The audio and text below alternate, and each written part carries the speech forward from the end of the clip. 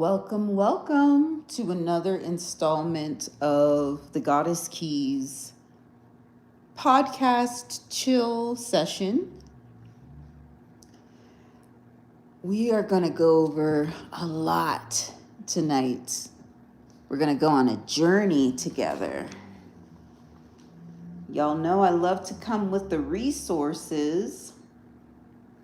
So we're definitely going to have some readings in the mix. We're going to have some song lyrics in the mix. We're going to have some, we're going to have readings. We're going to have song lyrics. We're going to have television references, movie references. We're going to have some historical references as well. We're going to get into it. I'm going to take y'all on a journey. So get your nice cozy beverage. This is kind of like one of those sessions where, you might want to chill out and relax. I don't know how long I'm going to be on for. We're going to see how long this message goes. I also have a supporting article that I've shared down below. It's called The 5 Stages of Rubetto. We're going to be getting into that as well a little later.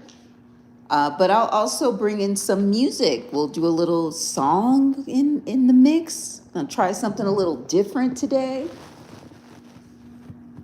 So wherever you're at in the world, I trust you are well and you are thriving. I trust that this Lionsgate portal is activating certain codes within you. And we're going to talk a little bit about what my findings have been as it relates to Lionsgate. It's been pretty interesting, y'all. It's been pretty interesting. So, shouts out to Nino Brown. I mean, he is a Leo. If you look at his chart, if you look at Wesley Snipes' chart, he is a Leo for sure. And New Jack City was his first movie. And when you hear about the different actors within New Jack City who talk about being at this audition of Wesley Snipes, everybody says that they were floored. It was like a no contest test. It was like he channeled the spirit of Nino Brown, and that was that. And a star was made on that day of his particular audition, as Leos will do. All right. And so it's interesting because I've never really been too much in the Leo energy, especially with my original birth chart. I kind of was conditioned to dim my shine a little bit more, but I've been moving more into that feline energy. I've always been connected to the energy of the feline. It was just very much suppressed. And I've been learning more about the why behind and the how the feline was suppressed through this Lionsgate portal. And I want to, also big up the Patreon folks, everybody on Patreon, free members, folks on Galactic Goddess, Holographic Rose, Genetic Path Cutter, and a big shout out to Black Diamond. Y'all have definitely been holding it down, holding this portal down as well. A lot of the frequencies I move through, I tap in with y'all first, and your frequency supports with refining a lot of the methodologies that I'm moving through. So I just want to really shout out everybody. Also, anybody who supports the Goddess Keys, whether you do so through subscribing, liking, I'm also purchasing the books, the many books in my archive, which will continue to grow. The ones that I want to big up the ones that are purchasing the subliminals on Bandcamp. I see y'all. Yes. And I love it too, because a lot of times the subliminals that y'all are purchasing is like what's I'm noticing is going on in the cosmos. So I think it's really interesting when subliminals are purchased and which ones are purchased. I think I got a good I don't know. I'm definitely over 100. I think I'm over 130 subliminals. It might even be over 200 right now, just on Bandcamp alone, y'all. And I'm not even done yet. I'm not even done yet. Okay. So it's wild, and it's not work. It's play, it's fun, it's flow. It supports me in my initiatory energies, and so I'm really happy to pour this out and give from the overflow. I give from an overflow. I don't give from depletion. We did that already. That was my old script. I know how that feels like. I know how it feels like to give from a state of depletion. Not in that frequency anymore. I'm in my Leo vibe. Okay. I'm taking a page out of Wesley Snipes' book. Okay. That's the frequency I'm in right now. Shouts out to the Black Lion. Shouts out to the Red Lion. We're going to be tapping into the frequencies specifically of the Red Lion in today's installment. So yes. So get comfortable, get cozy,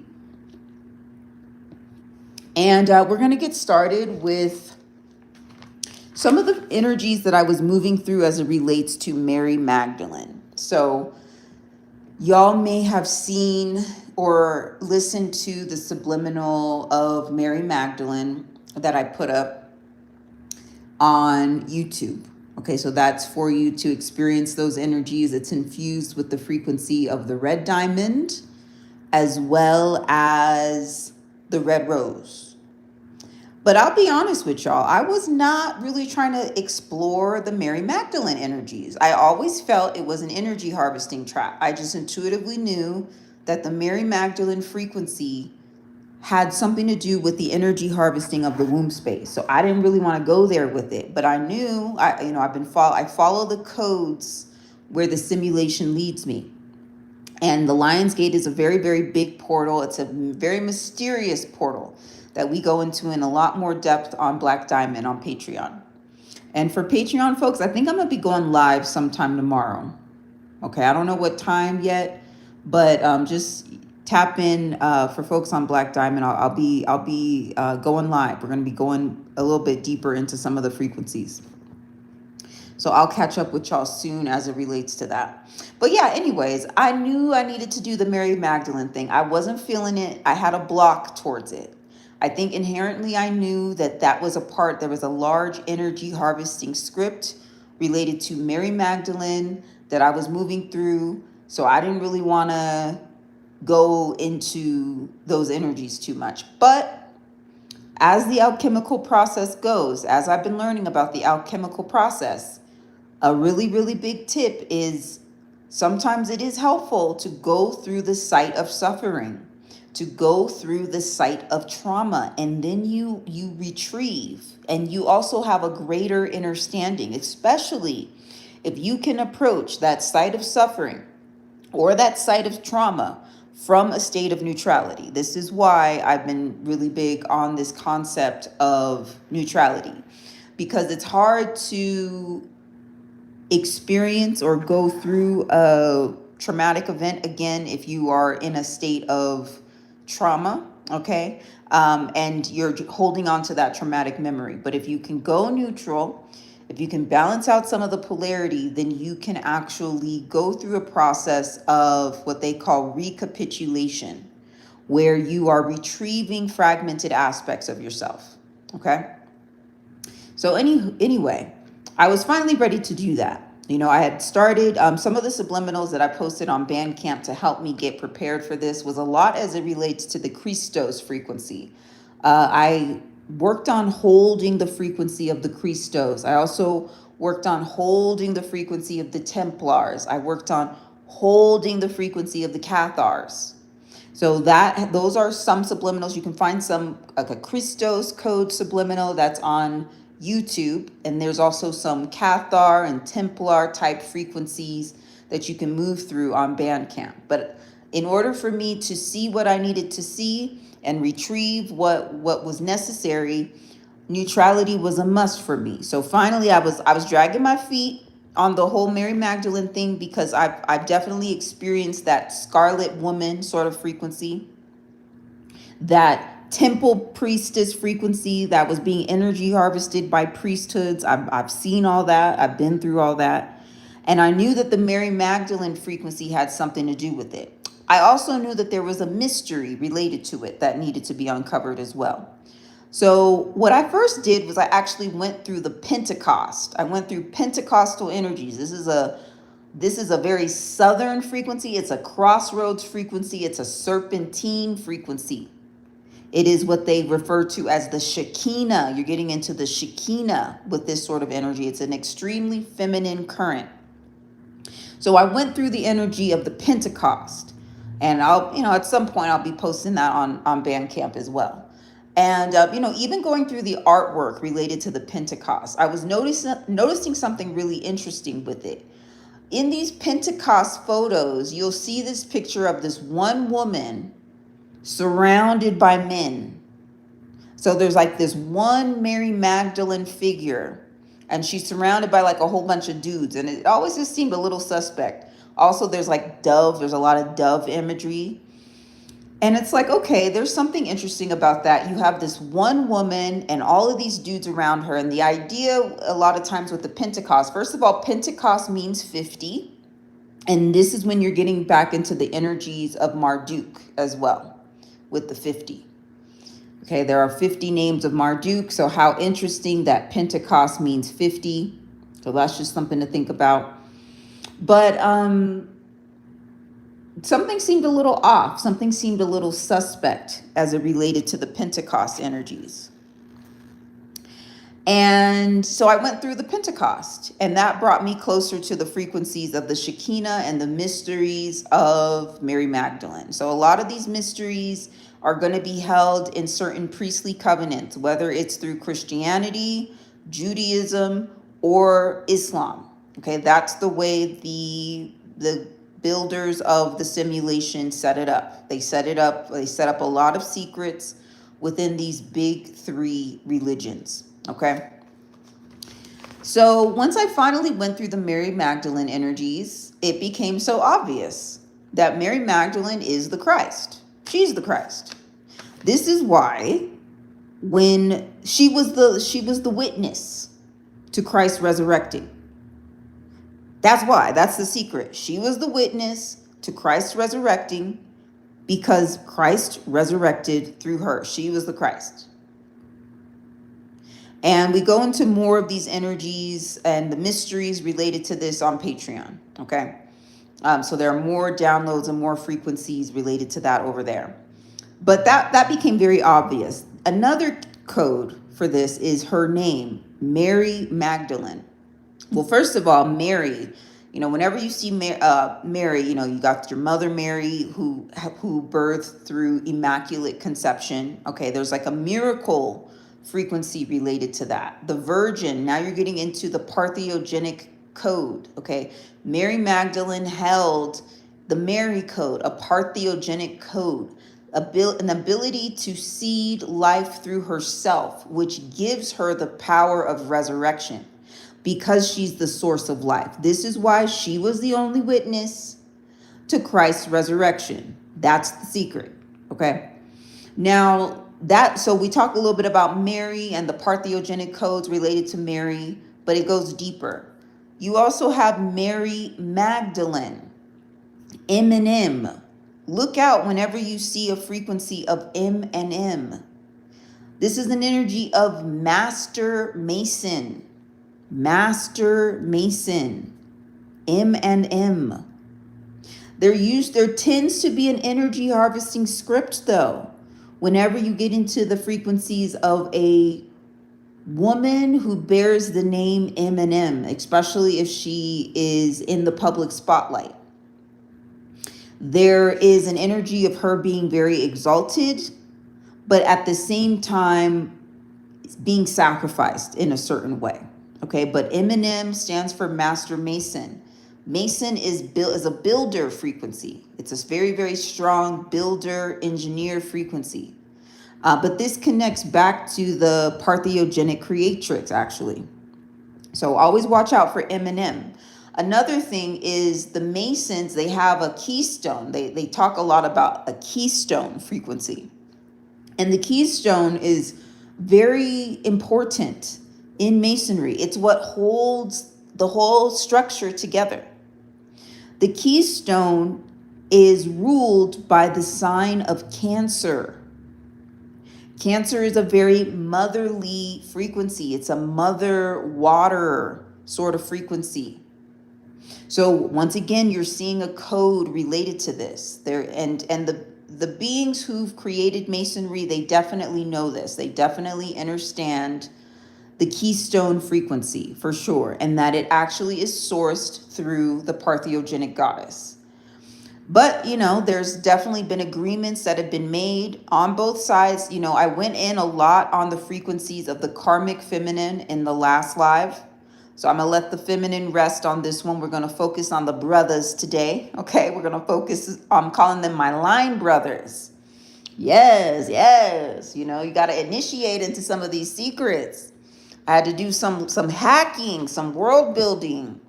Okay, I had to tap into my inner Master Mason, but that's inherently within me. I done told y'all, Master Mason is really the parthenogenic goddess. They could write Mary Magdalene out of the whole scenario, but it is what it is. Same thing with Isis. Nothing's going down with Horus, the hero of the story, without Isis. It's just not happening. Nothing's going down with Osiris without Isis as well. Okay? So all that to say, I tapped into the frequencies of Mary Magdalene, and when I finally was able to approach this energy from a state of neutrality, it became really clear. Oh, she's been Christ this whole time. Got it. All right, I'm on this page now. So then I started tapping into the frequencies. I've been moving a lot into the energies of Hermeticism because there's a lot of Kabbalah frequencies related to the Lion's Gate portal. They won't tell you that. They'll keep it on Egypt. They'll tell you to look towards Cairo, Egypt, at the Great Sphinx over there, okay? But that's an overlay sort of frequency. We've also been moving into the energies on Patreon about the real Lion's Gate being in the Americas, because the original Egypt is in the Americas, okay? So that's where the real Lion's Gate portal occurs. And when we think about the frequency of the lion is, is a leader, okay? This is a leader. This is also a kingly sort of energy. There's also a frequency related to Hollywood, and there's also a frequency related to the entertainment industry as it relates to Lionsgate. You can also look no further than Lionsgate Films, okay?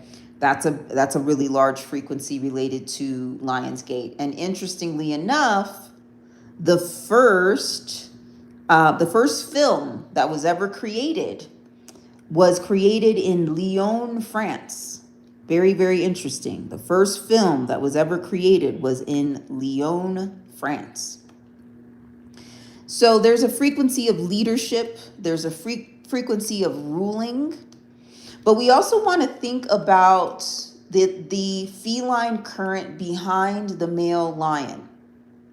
Because the way we notice that the feline current occurs is usually there's a feline, the lion with the mane is the male, right? And he kind of kicks back, and the feminines around the male lion go and do the hunting and all of that. That's kind of how the lion has been conditioned.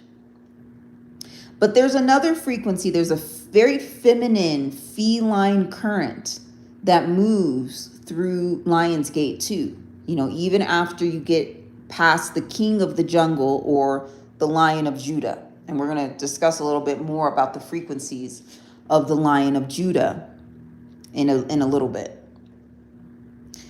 So, let's think about it. What is the female anatomy called? What are some of the nicknames of the feminine anatomy? Is it not related to feline frequencies? When we think about the womb as an architecture, is that not a sort of a gate? Lion's Gate has to do with the creative potential of the womb. And who has rulership over it?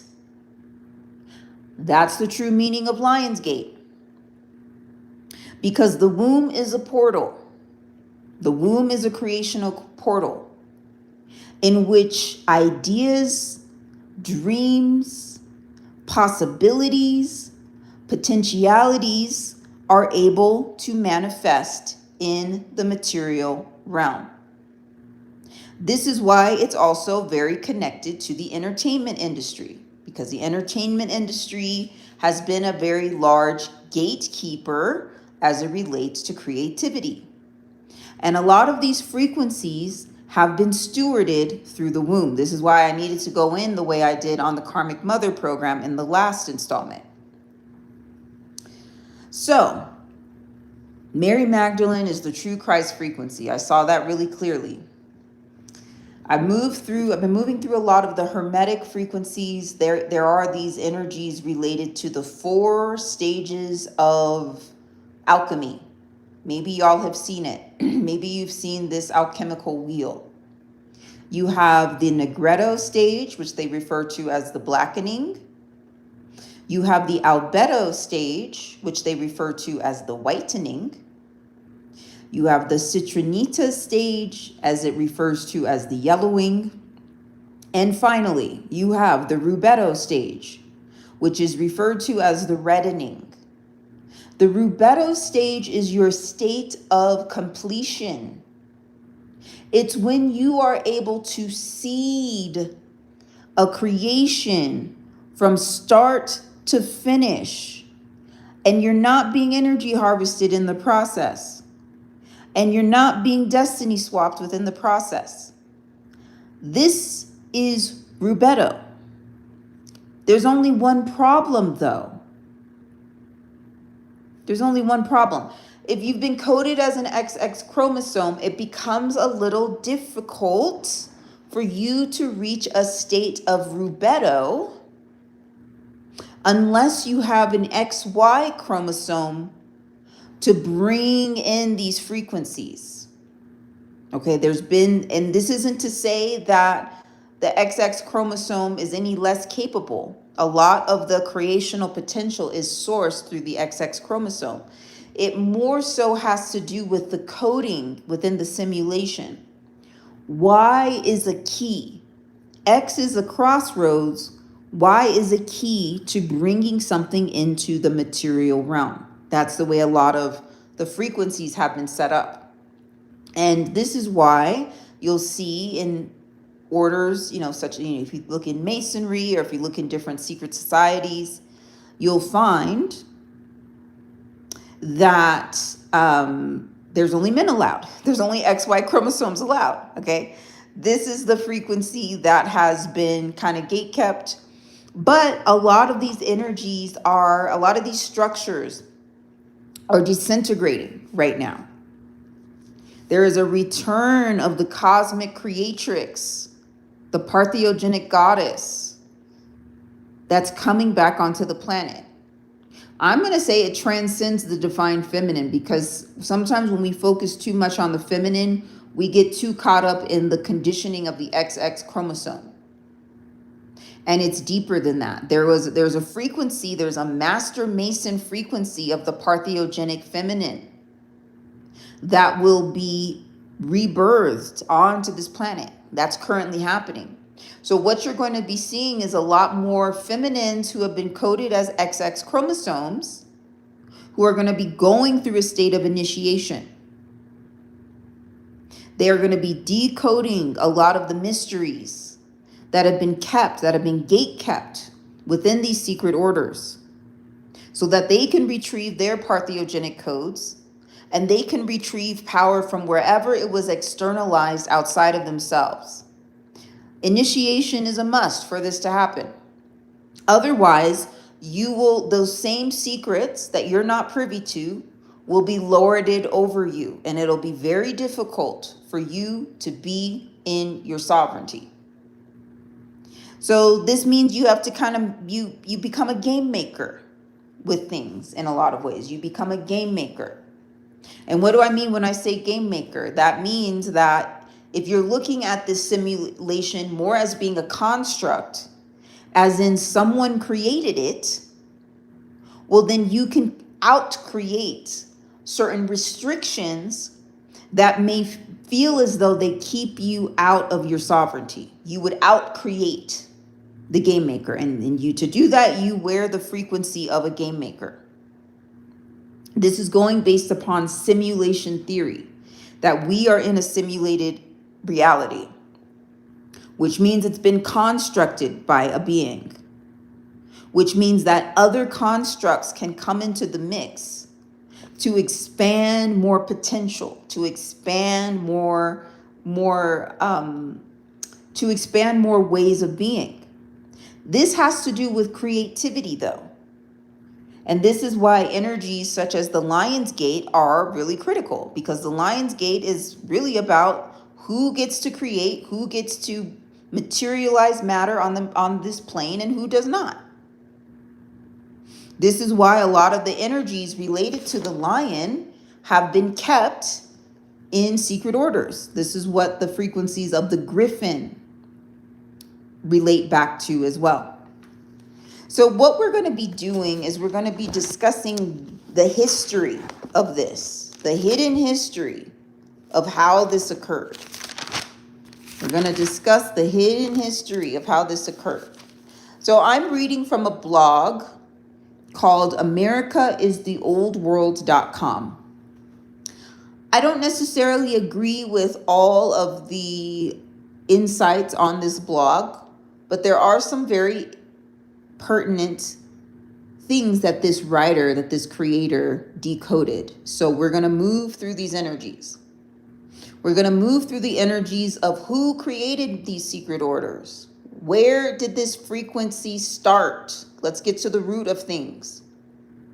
So the Amaru, Washita, Degamoundia Moors were originally a group of priests from the Egypt of the West, Old Egypt, also known as the Dogon, Olmecs, Mayans. Yes, you heard that right. Dogon. I know Dogon is supposed to be in West Africa, but there was a frequency of the Dogon in the Americas before it was in West Africa, because the original Egypt is in the Americas.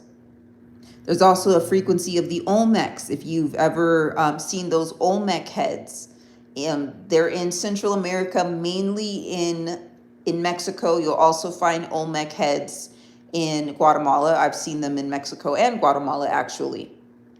And then the Mayans as well. There's also a frequency of the Moors being connected with the Mayans.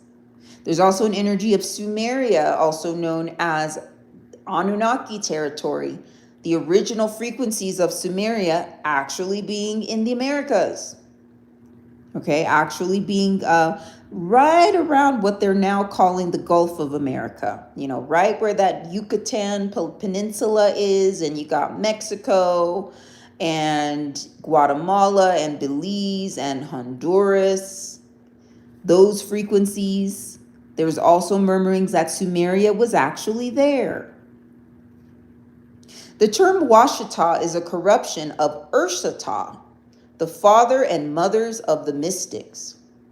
In Egyptian, Urshata is Urashet, the winged sun disk, which symbolizes the highest knowledge, the pineal gland being open.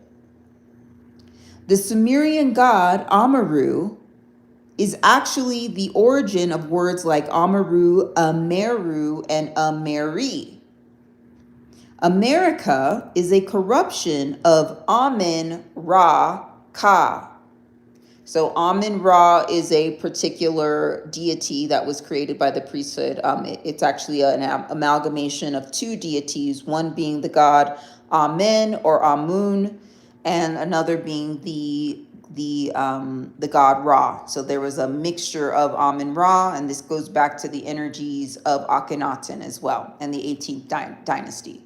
And then so you have Amen Ra Ka. Ka, I believe, represents spirit. So it's like basically the spirit of Amen Ra. Now we're going to talk about Ptah. I've been speaking about him in other videos as well. So this is a pre-dynastic Egyptian deity, an Atlantean god of the Americas. Now Ptah goes back to tribe of Judah. It actually is, it's connected to Judah. His territory was Utah. You notice that Ptah, Utah, it's kind of similar. Judah territory. This covered Mexico, California, Utah, Nevada, Arizona, Oklahoma, Missouri, Texas, and Tennessee. Ptah was the chief god of Luxor in Memphis, Tennessee, which was in the Americas. The Moabites from the tribe of Ptah, which is Utah or Judah or Judah, called America Al-Morocco, Al-Meraka, which is another root for the word America. There's also a lot of Moroccos that you can find in America. You know, there's a lot of places that were seeded with the name Morocco. So in 1787, there was a Morocco Treaty of Peace and Friendship, which was a means to try to stop all of the fighting over the land. So the Moors brought the Europeans to the table to form a peaceful two-system government, one for the Moors and one for the Europeans. Evidence of this two-system government can be found on the back of a $1 bill.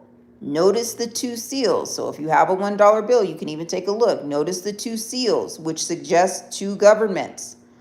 The seal of the Great Pyramid with an eye above it is the Moorish seal.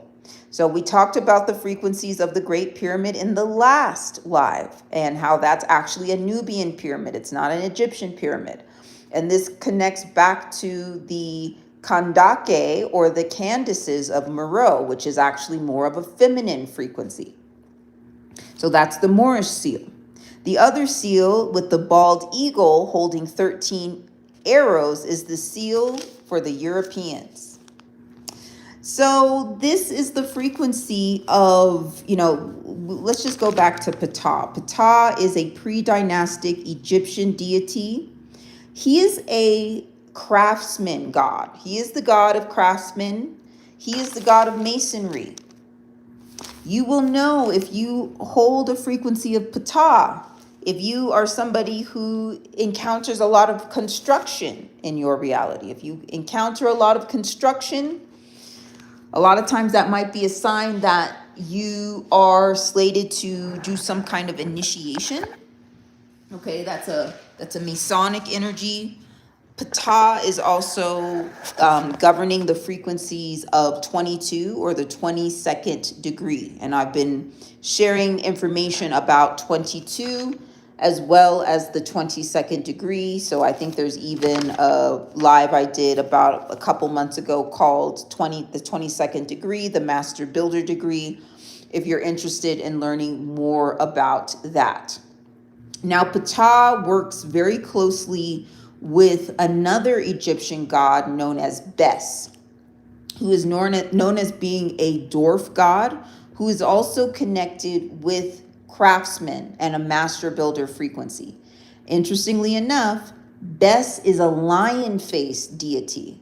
So there is a frequency related to Bes as it connects to Lionsgate as well. And Lionsgate goes back to creativity. It goes back to the womb space. It's very sexual in that particular way as well. And interestingly enough, Bes is the patron deity related to motherhood, childbirth, as well as joy and celebration and revelry. So there is a very strong frequency that goes back to the Amaru Washita Moors, okay, as it relates to the Lionsgate portal. And this goes into a frequency, when we think about the priesthood, the more you tap into the energies of the priesthood, the more you see that it's actually ruled by revelry, joy, fun, playing games, being a jester, creating things, okay? It's not as serious. Even though we live in a society where everything seems serious and everything seems really doom and gloom and whatnot, a lot of times there is more of a frequency of play where all the world's a stage. And you can start seeing this As you start looking at different secret orders, they prioritize theater, they prioritize the arts, and they gatekeep these frequencies very heavily because it is the beings who have access to play and to the arts that are able to build their world and create their worlds. So it makes more sense to keep a lot of beings in sleep state and to keep them out of their creativity so that they don't see the power in themselves to create their own world, to create their own existence. This is the gatekeeping of the womb. This is the gatekeeping of creativity. But everything that we see is a construct, and it was created by something. And this was done through the realm of the arts. This is the frequency of the Lion's Gate portal. So I was moving through these energies of reaching a state of rubedo, but I was also understanding that rubedo is really difficult to reach if you are coded as an XX chromosome. What does this have to do with Ptah? Well, if you look at Ptah's hieroglyph, you'll actually see that he has a DNA double helix on his hieroglyph. If you even look at my community tab, a couple weeks ago, I posted his hieroglyph for reference. You can take a look at that. He has a DNA double helix on his hieroglyph. He also has a half circle and a square. So this is the energies of squaring the circle. I explained this in another live that the riddle, it's really a riddle, the riddle related to squaring the circle, you know, this impossible thing. Okay, there's this impossible thing around, oh, how are you able to square the circle? The way you square the circle is you don't square the full circle, you square the half circle. So that one side of the polarity is enclosed in a square, and then the other side of the polarity is able to move omnidirectionally. And this is how a lot of times energy harvesting takes place.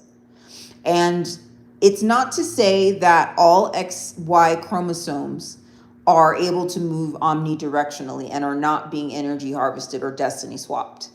I'm not saying that that's not a reality that XY chromosomes will go through. They certainly will, but you're going to see a large amount of XX chromosomes who experience certain destiny swap scenarios by other XY chromosomes. And it has to do with these secrets related to Mary Magdalene being the true Christ frequency. And, that's a feminine, that's a parthiogenic feminine energy.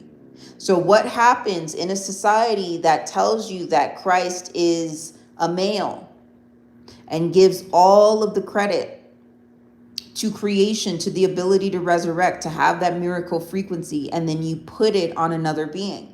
What happens when you build a whole society around that? Well, you're creating the conditions for destiny swapping to occur. It's the same energy as it relates to Tiamat and Marduk.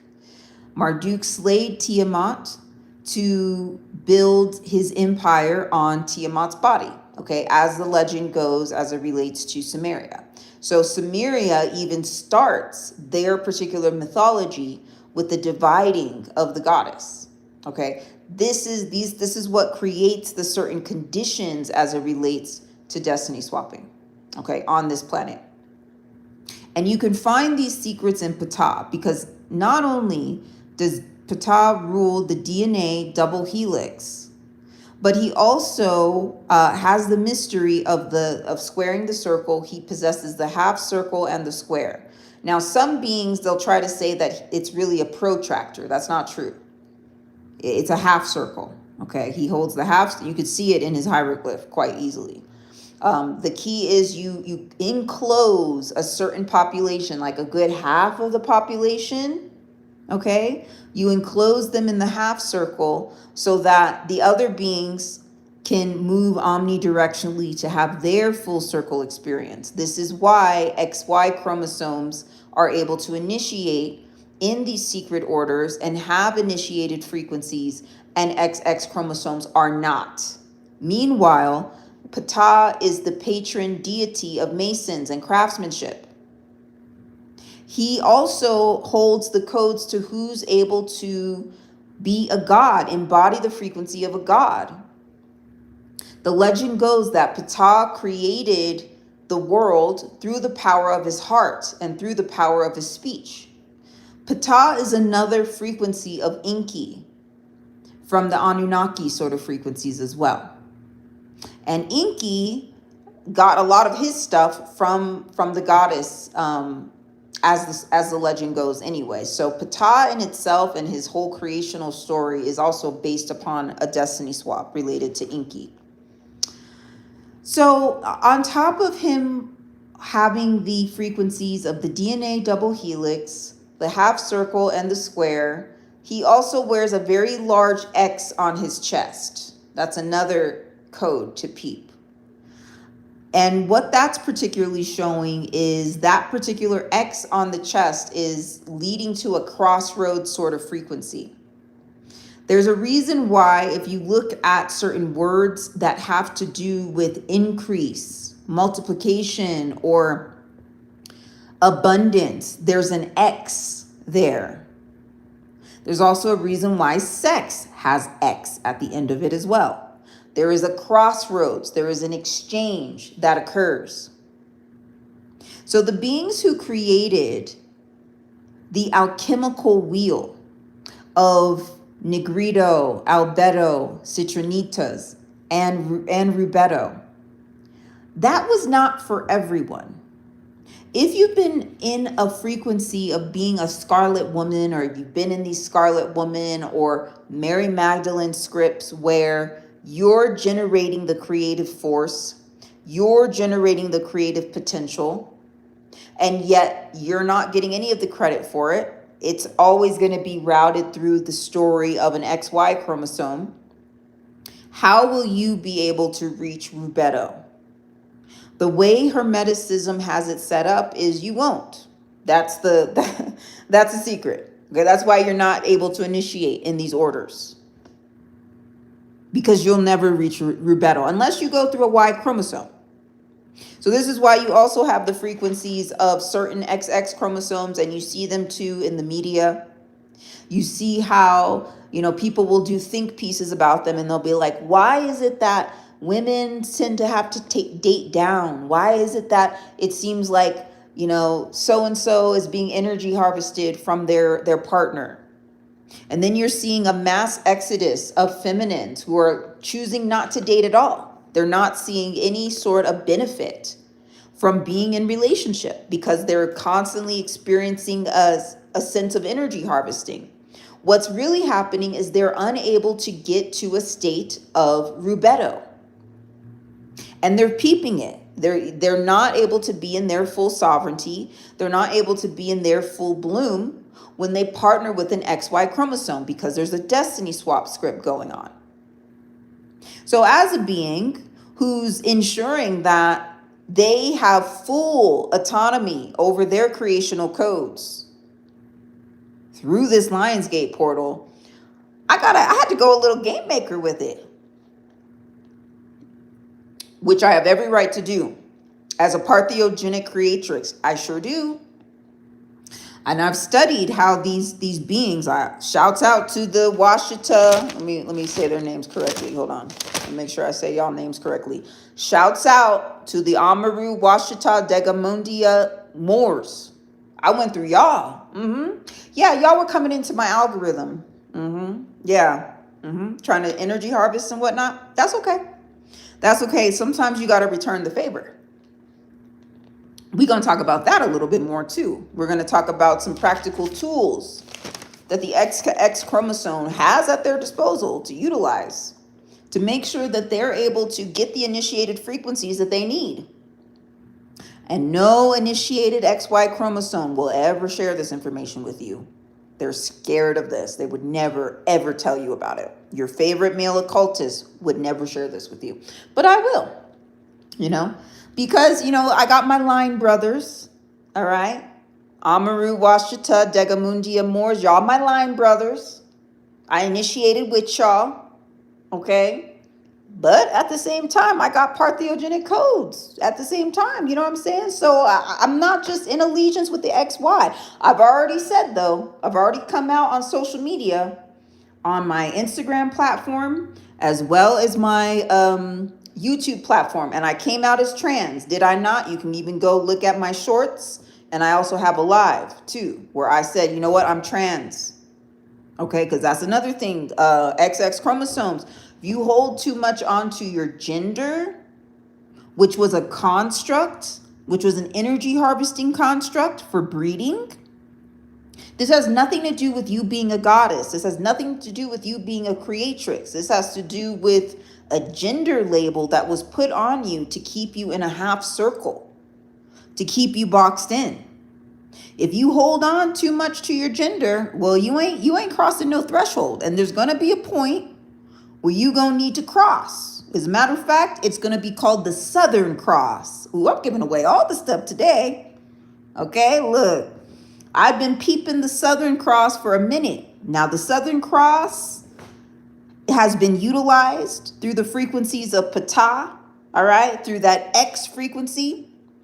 A lot of energies related to the Southern Cross go back to the womb space.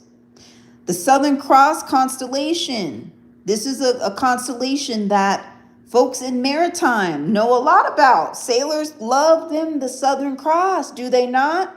They utilize the Southern Cross, the stars of the Southern Cross, for a lot of their directional navigation. Why is that? To get to the frequencies of the Southern Cross, you go south. You go South Pacific with it. You go to the crown line of Antarctica. And you go and you get to the ice wall. So I have been peeping the energies of the Southern Cross. Now, the Southern Cross can be utilized as a form of sacrifice. You could be sacrificed to the Southern Cross, which has happened a lot with a lot of beings. XX and XY chromosomes. They use that Southern Cross for a lot of rituals. But you know, at some point, XX chromosomes who are interested, who are serious about initiating and embodying the natural master mason frequencies that you already have within you, you are the keystone. You are that. You are the Masonic keystone anyway. So why wouldn't you initiate and retrieve these codes, these creational codes? Why would you not? Why would you constantly need to go through a gatekeeper of an XY chromosome? Why? Like, it don't make sense. But at some point, you're going to have to go to the crossroads. What's that? Bone Thugs and Harmony? Meet you at the crossroads. You ain't gonna lonely. And I'm going to miss everybody. So yeah, at some point, you're going to get to that Southern Cross. And yeah, you might see some Moors out there. You might see some red caps. Some red caps out there. You might see some red caps when you get to the Southern Cross. But here's the thing. If you're caught up in the XX chromosome program, that gender program, you don't have the key of why. So how are you going to actually be able to cross? Well, you might be like, okay, but this is biology. Like, what are you talking about? Like, I'm an XX chromosome. Like, it's biology. Well, then you want to start asking the questions of who created biology. Was it another artistic piece? By the way, this is all for entertainment purposes only. And I do this all for a creative exploration. Always.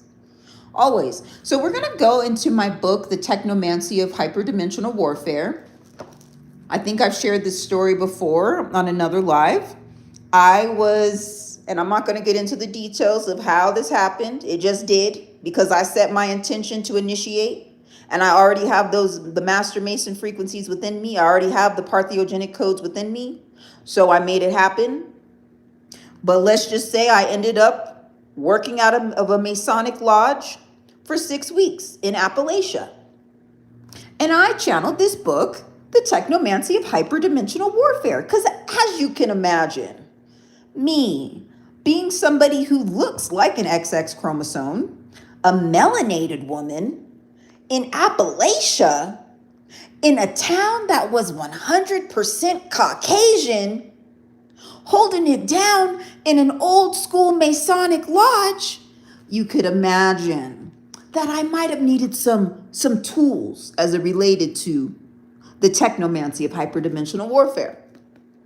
So I channeled this book. So we're going to read from this chapter on the chromosomal coding of XX and XY, the Scarlet Woman, womb siphoning, and the gate, keeping of the XY chromosome.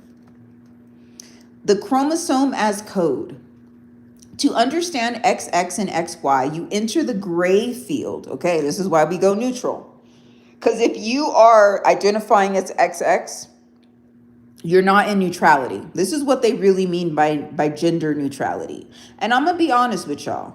When I first heard about gender neutrality, which was like a good, let's just say 15 years ago, I thought it was the most ridiculous thing I ever heard. When I was hearing that people were utilizing they, them pronouns, I didn't understand it. Like I was pretty ignorant as it related to the topic. I didn't know anything about it, so it didn't make sense to me. So I also understand the frequencies of some beings maybe like hearing this and being like, oh, this don't make sense. Like, this ain't right. That's okay. You're not in the gray. You're not in a state of neutrality, and that's all right. This also isn't a path for everybody, okay? So to understand XX and XY, you enter the gray field where art births structure. This is the realm the ancient priesthoods understood. They built entire civilizations not by claiming truth, but by mastering this unclaimed middle ground where naming becomes ownership. This is why you have the frequency in the priesthoods as it relates to the eunuchs, where they were doing a lot. If you look at the history of the priesthoods, and especially if you go into the energies of like the cult of Mithras and stuff like that, what you'll notice about them is that they focus on gender neutrality. Like, they start mixing up the gender sort of stuff, okay? And this is also, to be honest with y'all, this is also why you see a lot of stuff, and you see it more and more, where you're seeing XY chromosomes, like having relations with each other and all that kind of stuff. It has to do with sometimes, not all the time, but a lot of times there's an initiated like priestly frequency related to that as well. Okay, there's just something to think about. So chromosomes emerge from this space. They are not fixed. They are not moral. They are permissions. So instead of like being so caught up in gender identity, when I say XX and XY, try to think of this as a code in the simulation. XX is a closed loop. XY is an open gate. If you look at Y, you'll see that it actually kind of looks like a key. So XY writes outward, XX sustains. XY expands, XX builds worlds inside the body. XY bends the world outside the body. Inside the simulation, this was coded as masculine and feminine. But chromosomes do not care about these labels. They only care about function. When priesthoods encoded the game board, they assigned the Y chromosome as the master key for structural authority. Not because XY is divine, but because XY was useful for building the world that they wanted. They wanted a world where they could gatekeep like about half of the population and go into the frequencies of breeding. And we talked a little bit about where these priesthoods set up shop. I'm going to read the list again. Okay, this covered Mexico, California, Utah, Nevada, Arizona, Oklahoma, Missouri, Texas, and Tennessee. Now, interestingly enough, if you look at cloning research as well as genetic research, California is one of the leaders as it relates to it. So it's just interesting that it's on the list, which was part of Ptah's domain. Okay. Additionally, you have the frequencies of Utah as well. And what do you get in Utah? Mormons.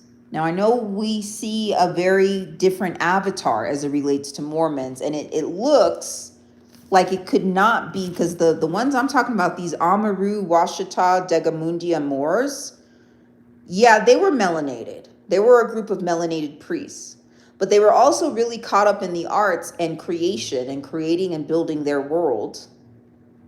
And then they did that through a frequency of genetic engineering. This is all for entertainment purposes only. They did this through a frequency of genetic engineering. So they played around with race. They played around with constructing different races. And you can find this also within the frequencies of Yaqub. Okay, Yaqub, the father of mankind, as the Nation of Islam, who are also a group of Moors, as they tell it. So when you get into the frequencies of Utah and the Mormons, well, you're also getting into the energies of breeding. There's a lot of breeding that goes on, whether it's farm animals, okay? But there's also an energy of cloning, like cloning research that you can find in Utah. And it also connects to these energies of, if you get into the energies of sister wives, okay? There's that show, Sister Wives. I used to be obsessed with watching those shows. There's something about it. And I realized it's because I was trying to get to these Amaru Washita dudes. But I was always fascinated by the lifestyle of Mormons, and I would watch these sister wives and I would try to understand, like, what's the psychology, like what would make them choose this, and some of them do choose it. Some of them like this idea of being in community with other women, okay, and living in a communal sort of way. Some of them really, really like it. Others, they get caught up, and they have no other choice, okay? Maybe they had a child from another marriage, and times are tough, okay? They need stability. That's a lot of what the feminines who end up choosing that lifestyle, they talk about wanting stability. Okay, they're a single mother. They want to bring their child into more of a stable household. So that frequency will call on those particular women. The men who do it usually always do it for a financial situation, outside, I'm sure, of course, of sex, but it's very financially viable for a man to have many wives, especially if they have the wives working for them, or, a lot of times these wives they have jobs. So you have 3 wives, you have 3 streams of income. Sometimes these men don't even work. They let the wives do it. Okay, it's very, very interesting. But these are the frequencies of genetic engineering. And you can find this in the Americas. Okay, and this is why places like California and Utah are some of the leaders as it relates to genetic research, even today. It comes from this frequency of this priesthood of Old Egypt, which started in the Americas. And you'll never see their face because it wasn't designed for you to see their face. It's very difficult to keep up what they're doing if you see them, okay? So those are the frequencies of the Amaru Degamundia Washita Moors, and that's where it goes back to these chromosome codings, okay? So instead of seeing your identity so caught up in whether or not you're XX chromosome, and I've always been very attached to my femininity, and I like being, I'm not going to say a woman because I'm not a woman. I've already said I'm trans now, but let's just say I like the goddess vibes. Okay. I like all of the goddess vibes. I like the frequencies of femininity that transcend anything related to being an XX chromosome. That being said, it was a game maker move for me to let it go, to let that identity go. Because queer means to twist or to pass.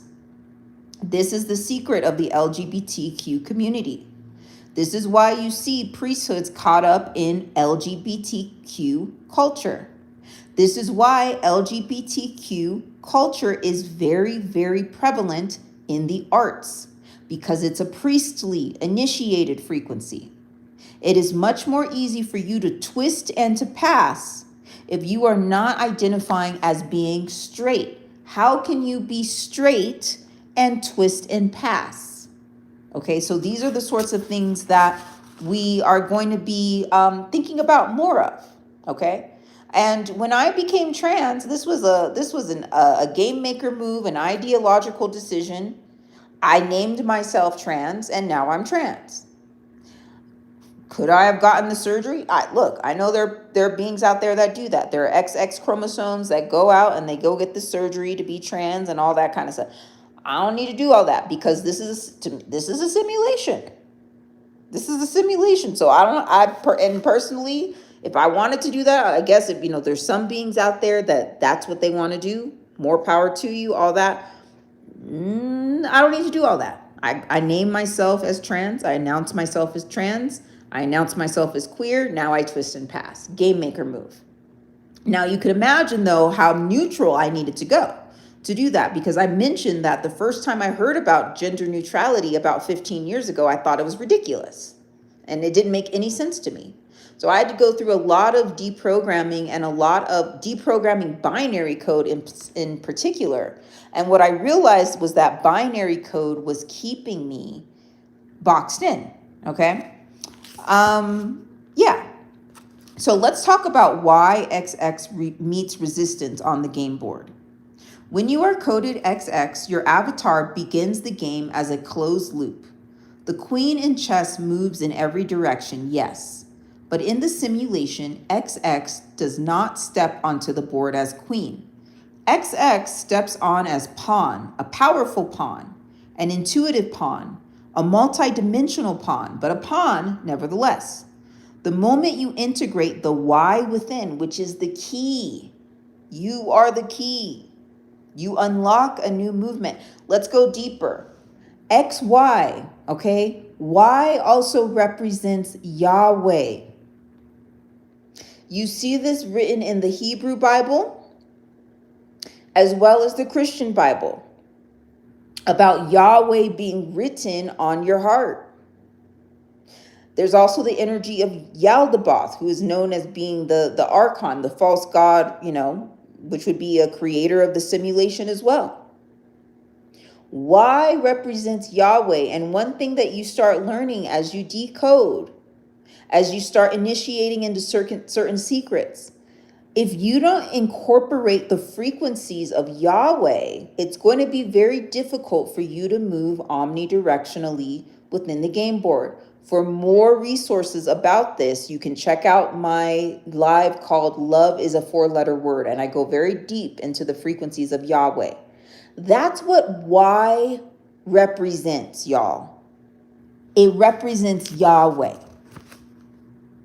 So even me identifying as, this is how deep it goes, y'all. I know I'm about to rock your worlds with, I know some of this is it's hard to conceptualize some of this kind of stuff. But y'all want to know why a lot of dudes, they like being with other dudes? Because they love Yahweh. They love Yahweh so much. And an XY chromosome is encoded with the frequency of Yahweh. And the thing that they say in the Hebrew Bible and all that kind of stuff is that Yahweh is your gateway to love. The frequency of the tetragrammaton is a love frequency. It's a heart frequency. It's a builder frequency. If Yahweh is written on your heart, wouldn't it make sense that somebody who's encoded with the frequencies of Yahweh might be attracted to another frequency of Yahweh? It's just something to think about. It's just something to think about. But if you don't have the frequencies of Y or Yahweh, then you're gatekept by that same energy. So at some point, you want to shift your frequency or your connection with Y, not a shift in presentation or gender, but it's a shift in authority. You hold the frequencies of Y, you hold a different authority within the simulation. So the way that this whole game works, y'all, is if you affirm your oppression, if you affirm your limitation, then that's your reality that you build. But the more you extend yourself outside of that and you break outside of the boxes and the bindings and the boundaries of the game board, then the more freedom you have to move around, because we are creators. We are the gods. But if we don't see ourselves as that, then the beings who created the constructs that seem to be confining us become our gods. Okay? So you begin to embody the archetypes that once sat outside of reach. The emperor, Yeah, you'll want to be the emperor of your reality, the king. You'll want to have a kingdom mindset, the architect. The architect is her, the lawmaker. Sometimes you're going to need to go and create your own laws, create your own ways of experiencing the world, the builder. You are the master mason, anyways. Mary Magdalene stands for master mason. The keystone frequency is a divine feminine frequency. It's ruled by the sign of Cancer, which is a motherly frequency. The strategist, the one who writes form. You take the energies that once dominated you and you fold them into your own field. This is the art of technomancy. It doesn't have to be so literal. You don't necessarily have to start wearing suits and dress like a man every single day. It's the art of morphing. This is what the priesthoods know how to do very well. This is why you hear these rumors about like celebrities and stuff who, you know how you hear about how like some celebrities, you're like, well, is that really so-and-so? It doesn't look like them. They'll dress up like each other. It's a part of initiation. It's an art. It's a big old art scheme. That's what this all is. So you dress up, you wear certain avatars sometimes to do certain things. This is why you hear murmuring sometimes about even some of your most beloved female celebrities might not have been born female. This is the art of morphing. This is the initiated secrets of the priesthood. They call this wearing the deific mask. The art of wearing deific masks, not to worship them, but to absorb their algorithms. This is why a lot of XX chromosomes, y'all are feeling salty sometimes about men who transition into women, because they just did a game maker move. They just went neutral. They're not just XY, they're XX. Okay, at least in the simulation. If they can make people believe, they call this the art of passing, or being fish, as they call it. If they can make people believe, and to be honest, from what I've heard, I was watching this one trans woman, I forgot her name, but she was talking about her experiences with dating men.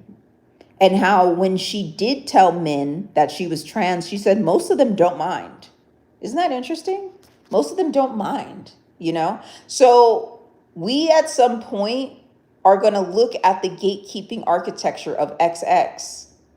And if we are truly sincere about building our reality, and what that means is materializing the reality that we want, not having to go through gatekeepers, it might be something worth exploring, this idea of what would it mean for me to be gender neutral.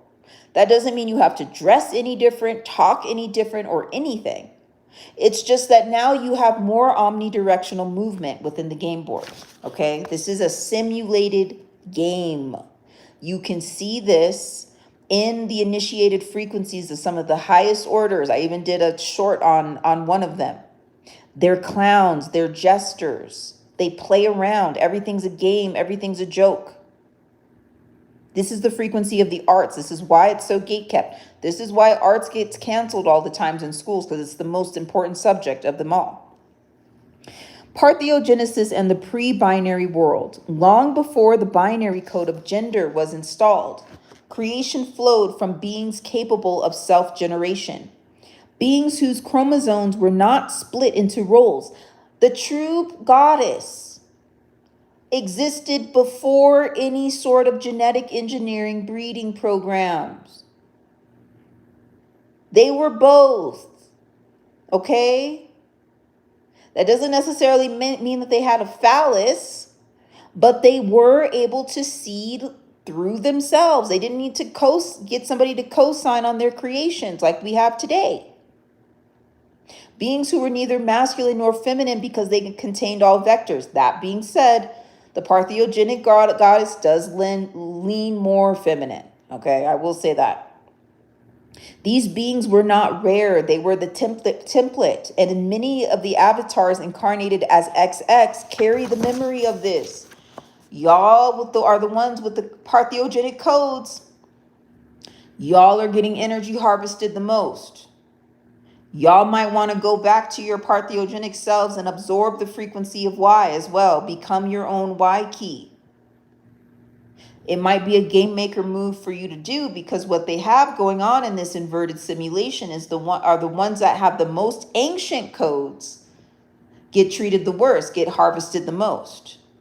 They're put in these really weird breeding programs or fertility harvesting programs, more than the average, more than the, let's just say the Lilith. If another way of saying this is, if you're parthogenically encoded, you're encoded more of with the frequency of Lilith, okay, who is more of that ancient, feminine, primordial energy.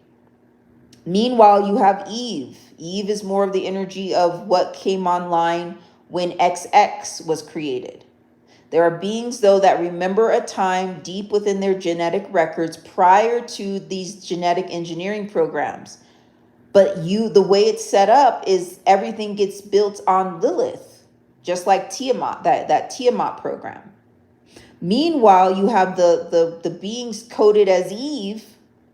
They'll get more privileges. They'll get more come-ups in the simulation. Because, I'm going to repeat these dudes' name again, because I am my brother's keeper. The Amaru Washita Degamundi Amors, okay, they were the progenitors, and this was a priesthood that were the progenitors of a lot of these breeding programs. Look at it from their perspective, okay? I've connected with their energies a lot, so I empathize with them. I can see where they're coming from. Think about it. If you want to be God over everything, you're going to be kind of salty with a group of beings who transcend your existence, who created you. You would want to do whatever you could to, first of all, make them forget that, if you're able to make them forget that they created you, that they held rank over you. And you wouldn't want to necessarily procreate with them as much, because you would always feel a little less than. This goes into the Yahweh jealous God program. This is also why you have these energies of, we're going to talk race. Race is a construct. I don't believe in race, just like I don't believe in gender, but I get that a lot of times we're caught up in the racial binary. So because these Moors are melanated males, okay, because these priesthoods, these original priesthoods are made up of melanated males, you do have a frequency of some of these descendants preferring non-melanated women. Why? Because they created their genetic code, so they can be a little bit more godlike in their world. If you really want to hold on to your rank, and a lot of times these beings are really big about rank and hierarchy. If you really wanted to hold on to your rank, you would want to maybe procreate with more of an Eve frequency as opposed to a Lilith. This goes into the energy of Lilith being Adam's first wife, right? And then, Eve is the second wife. Lilith wasn't having it. She was like, hey, actually, I'm the creator here. Like, what are we doing? Like, stop oppressing me. And that didn't work for Adam. So he rebooted and then turned her and, got an Eve. Okay.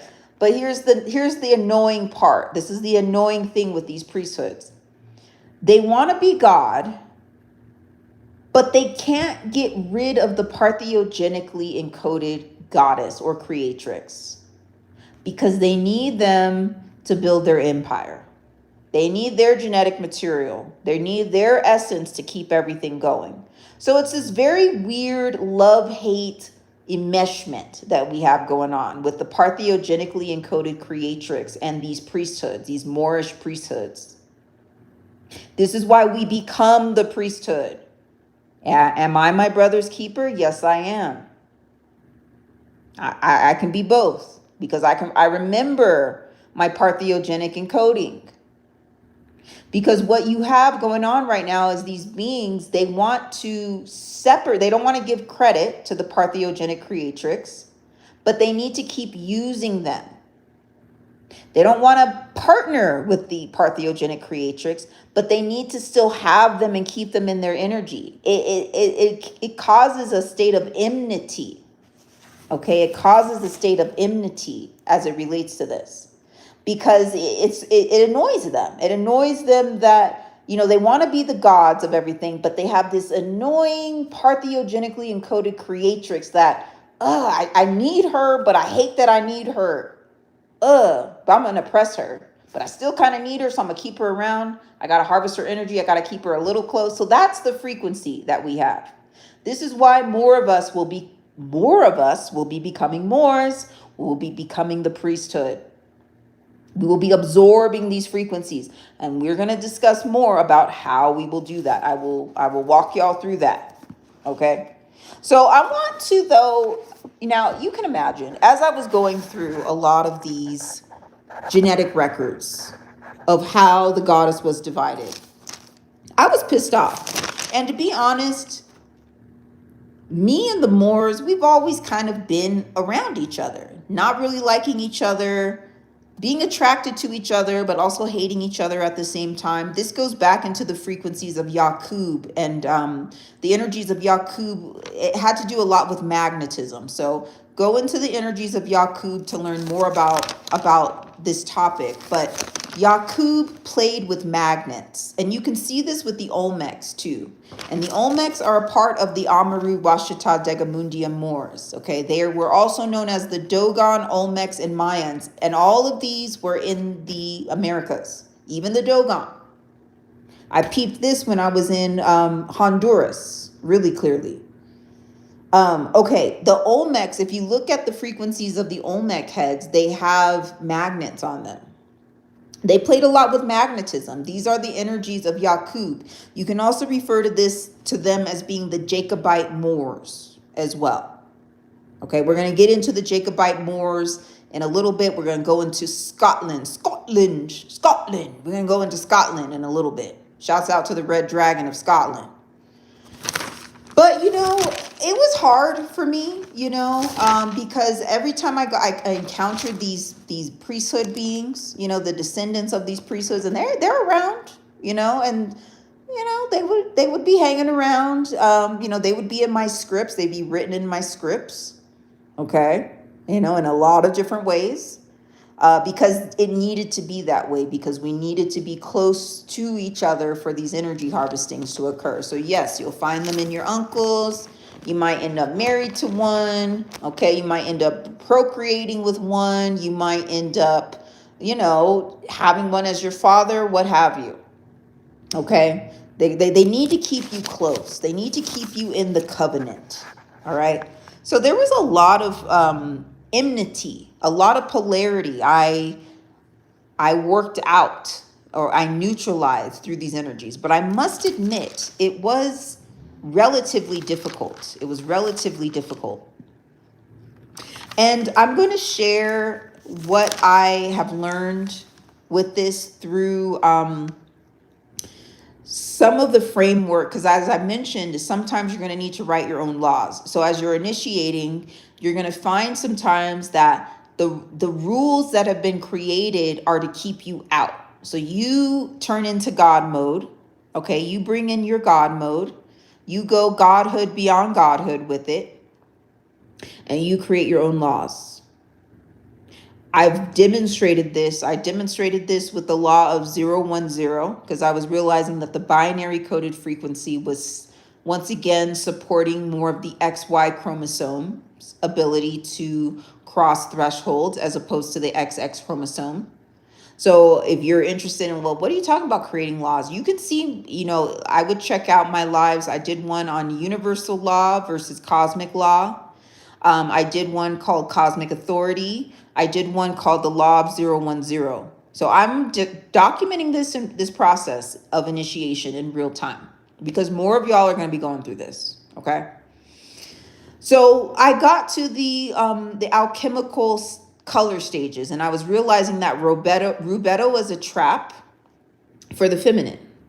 Rubetto, a lot of times, especially if you are parthiogenic encoded and you're caught up in these Mary Magdalene programs, It's the rubedo is always going to keep you like in that scarlet woman or sort of frequency, which is for you to be harvested by these priesthoods. So I rewrote the color scheme. Yeah, you do go through rubedo, but your stages of rubedo might look a little different. So I wrote through something called the 5 stages of rubedo, which I'm not actually going to go into it too much on this live. I did leave a link down below with an article I wrote for folks who are interested in that, so you can kind of peruse that. With that, I created my own color scheme. I created my own hex codes. Yeah, hex codes. For folks who don't know, a hex code is when you create your own color. Sometimes you might need to go that route too. Create a hex. Yeah, when you hexes aren't all bad. Hexes aren't all negative. You create a hex, you make a whole ass other color. I made 5 so I could get through rubedo. Game maker shit. Folks who are parthenogenically encoded, you can do this. You have it within you. Okay? So now we're going to get into, but I don't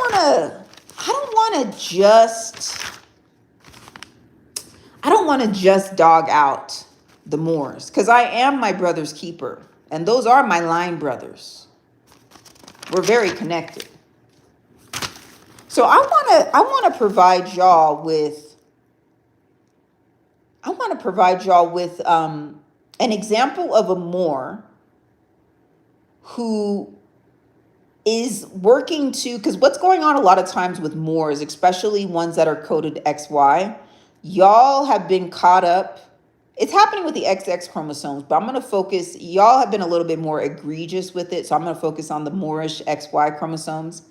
Y'all have been caught up in so many oaths and covenants because y'all did so much dirt. Okay, and not all melanated people are Moors per se. A lot of us do have Moorish ancestry though. So I'm going to talk a little bit to the folks who are melanated and who are, indigenous to the Americas. A lot of y'all have been dogging out Moors and talking about how sneaky they are and how underhanded they are and how they double cross and how they did this and how they did that. And I'm not saying that that's not accurate. And I've definitely gone through that phase. But the reality of the situation is that we're all tied together in some way. We're in a web together. Okay. So the polarity, the us versus them thing, as much as it's also a necessary part of the healing process, anger is necessary, rage is necessary, demanding accountability is necessary. I get that. And it's not going to get us anywhere. At some point, we need to recognize that we are caught up in this web together. And what Moors have been doing a lot of times is they've been hiding behind race. They've been hiding behind color. And they've even been they've been pointing fingers at Caucasian people and saying, look at what Caucasian people are doing. Look at this, look at that. Meanwhile, their priesthoods created race. Imagine that. Okay. So I get it. It's very frustrating, but I want to provide an example of somebody who is a Jacobite Moor. He's an XY chromosome. He's very initiated, and he's a truth teller. Shouts out to him. He's a truth teller. And, he's somebody who's not just following the same script of, okay, keep everything under wraps, keep everything in code, blame it all on Caucasian people. So this man's name is LaJohn Witherspoon, and he is the lead singer of a metal group called Seven Dust. I love me some Seven Dust. I don't know if there's any Seven Dust fans out here. This might be niche. This might be a very niche sort of frequency.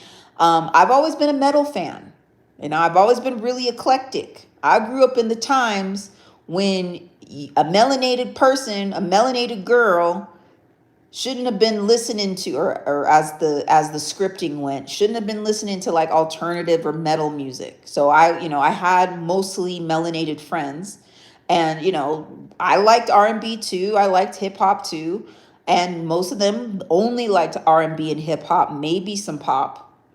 Okay. But they weren't really getting into a lot of like the alternative or metal frequency. So I kind of had to do that separate, you know? Or I would have other friends from other cultures and we would be, you know, I'd have my alternative friend group too. I also did that. I hopped around friends groups a lot because I had so many different interests. So I would just have different types of friends. But anyways, Seven Dust is a metal band. LaJohn Witherspoon, he's the male lead singer of this group. So it's mainly a Caucasian band, but he's the lead singer. I believe he writes most of the lyrics. It really does seem like he writes most of the lyrics. Now, he is a Jacobite Moor. He is definitely a Jacobite Moor. He has a Scottish name, so Witherspoon means ram or sheep. This goes back to the Amun priesthood. Amun is connected to the ram. It's a very Aries frequency, leadership, one. Okay, that's Amun. We actually have something in our heads called Amun's horn, by the way. That's the hippocampus. You might want to check in on your Amun's horn. Okay? Because Amun has an ownership signature in the human brain, just FYI. Anyway, LaJohn Witherspoon is a Jacobite Moor. He has a Scottish last name. Now, most people would look at this and be like, oh, he must have been a descendant from slave owners from Scotland. No. Scotland is very Moorish. There's literal Moors in Scotland. Those rolling hills, they call them Moors. Okay, it's a very strong Moorish melanated frequency. There was a division that happened with these priesthoods in the original Old Egypt. They wanted to basically spread the one God religions all throughout the Americas. But there were indigenous beings in the Americas who did not want one God religions. They wanted to, connect with Orishas. Orishas is also an American frequency too. It's Central American, all that stuff. Orishas is not just a West African thing. They got that from the Americas, just FYI. So anyways, there were beings who were like, we don't want one God. But the way these priesthoods were working is kind of how they work today. And this is why this is a relevant topic for anyone, not just for somebody who's indigenous to the Americas. Because if you felt oppressed by one God religions, you have a stake in this too. Because this sort of hive mind frequency of these priesthoods, it's not enough for them to have a one God religion and have their own sort of religious sovereignty. No, they want to spread it to everyone. That's why we have this mess that we're in right now in the simulation where you kind of need to initiate through the three major religions of Christianity, Islam, and Judaism to advance. They set it up that way because they're just so caught up in this one God situation. They wanted everyone to be caught up in the one God situation. So anyways, they got kicked out of the Americas. They got booted. Okay, because they were trying to do the one God everywhere. This is where the story comes from with Akhenaten and the 18th dynasty and all that kind of stuff. Okay, so they went, and one of the places they went to was Scotland. Okay, they went other places too, and they set up shop in different areas around the world. It's very difficult to go around the world and not see the influence of Moors. Though actually, to be quite honest, y'all, the only beings where you could find that they weren't in some way created or designed by the Moors are in the Americas. Not all, but some. And they're the ones that get warred on the most. Because when you're so caught up in a one God frequency and being one, anyone who has the potential to outrank you is a threat. And they will be treated as such under a Moorish sort of frequency. So even though this message may not apply to everyone, if you're somebody who has felt oppressed or limited by one God religions or one way of doing things, you have a stake in this too. Your sovereignty is at play too. So this is a designer conversation, but it's also not. It's also not. It's also a global conversation as well. Because with this one God religion frequency, a lot of colonization gets brought into the mix. And then you have energies related to prices skyrocketing as well. All that sort of stuff stems from this mentality. That's why it needs to be shut down. That's why the sun is setting on it. Lejeune Witherspoon from Seven Dust knows this. He is a Jacobite Moor. He is very initiated. His name means ram or sheep. So his name Witherspoon, it's a Scottish name. It means sheep of pasture or strip of land where sheep are kept. Witherspoon also means resistance, opposition, the stubborn one, and one who resists. Now, if you look at his coat of arms, there's a red cross on it with a red crescent and a white diamond and a fist in the air. That red cross is a very strong frequency. It goes back to the energies of the Red Cross of St. George in UK. There's also a red cross on the country of Georgia's flag, as well as a red cross on Tonga's flag. This is when you're starting to get into that Southern Cross frequency that I was speaking about earlier. So Seven Dust released an album in 2018. It was their 12th studio album. It was called All I See Is War. And we're going to look at some of the frequencies of this album. And we're going to see how this person, this Jacobite Moor, how he's wrestling. He knows the true history of things, and he's wrestling with it. And he's also seeking some kind of redemption through it. And he's also doing a lot of truth telling through his music. A lot of times Moors, they'll tell the truth, but they'll be really coded with it to the point where you can't understand. That's actually a lot of the hip hop music. There's been so much spell work that's been put on that hip hop music, because in order to decipher what these rappers are saying, you would need to be so initiated into certain frequencies. Most people won't get it. Whereas this energy, the energy that Seven Dust is bringing, is a little bit more to the surface. So just a couple of notes about Lejeune Witherspoon's birth chart. He does have a stellium. He has a Libra stellium in the 11th house. Libra is a very strong gatekeeper frequency, connecting to the galactic core, also connecting to the frequency of the womb as well. He has Moon and Venus in the 9th house at 28 degrees, strong initiated frequencies. Meanwhile, he has a North Node at 22 degrees in the 1st house of Capricorn. 22 degrees. Look at your birth chart. If you have 22 degrees, that is the energy of Kabbalah. Right now, the way the simulation is set up is to master it, you would master your upward facing triangle and your downward facing triangle, which means you would master the frequencies of Judaism. You would go through Judaism to do that. This goes back to the energy of the Lion of Judah. We talked about the Amaru Washita Moors. They brought that frequency of Judaism. That was one of the one God religions that they brought to the Americas. Okay, this is why you have the 12 tribes of Israel, all that sort of stuff.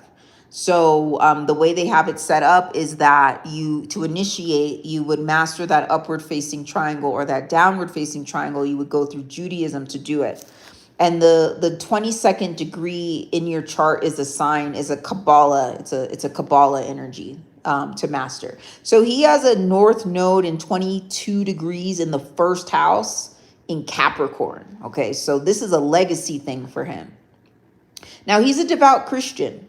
He also wears the frequency, people who are initiated, they tend to wear the frequency of embodying the Christ and the Antichrist simultaneously. And he definitely has this energy because he's known as being a devout Christian, but he also talks a lot about the beast in his music, warfare in his music. He balances out polarity through his music. Okay. And you can tell that he's initiating. He utilizes a lot of what these artists will do is they'll utilize their artistic works to initiate. So sometimes what you'll see is that they'll put certain things that they're moving through in initiation in their works of art, in their music, in their movies, and it's a form of confessional.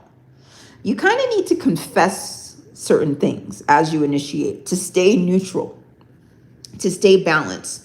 So even if you're doing like fuckery and stuff on the planet, you still need to put it somewhere. You need to put it somewhere. You need to put the truth somewhere to absolve yourself and to stay neutral and to stay in resonance with cosmic law. So we're going to look at some of the energies of the lyrics of Seven Dust. So I'm referring to this All I See Is War album. And here's a song called Unforgiven. So it says, from the day that you're born, all you hear is the scorn from your own institution.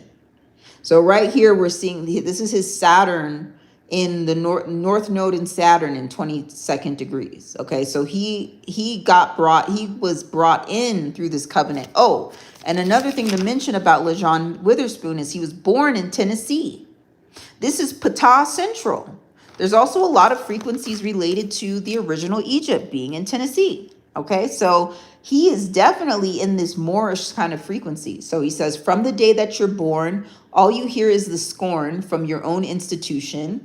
Wipe the dirt off your teeth and try to say what you mean to start your own revolution. So he's